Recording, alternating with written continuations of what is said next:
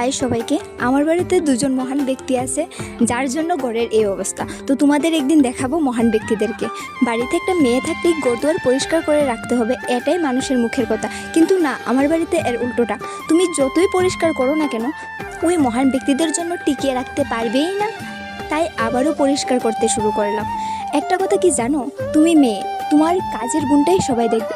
যেখানে তুমি কাজ করতে পারবে ওইখানে তোমাকে সবাই মাথায় তুলে রাখবে, আর যেখানে কিছু করতে পারবে না, যেদিন থেকে তুমি কিছু করবে না সেদিনই শুনবে মানুষের মুখে যে মেয়েটা অনেক অলস হয়ে গেছে, মেয়েটা আগে ভালো ছিল, এখন জানি না কেন এরকম হয়ে গেল।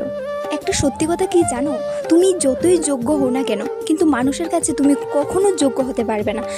মানুষ তোমার ভুল খুঁজে বের করবেই। এদিকে একজন মহান ব্যক্তি কী পরিমাণ বিড়ি খেয়েছে দেখো। আবার যখন অসুস্থ হবে তখন বলবে যে আর খাবো না, কিন্তু আবার ঠিক হয়ে গেলে আবার শুরু হয়ে যায় নতুন করে আবার খাওয়া। তাকে বলে আর পারাই যায় না। তোমাদের সাথে বকবক করতে করতে আমি আমার কাজটা সেরে ফেললাম। ধন্যবাদ সবাইকে, টাটা। দেখা হবে আবার পরের ভিডিওতে।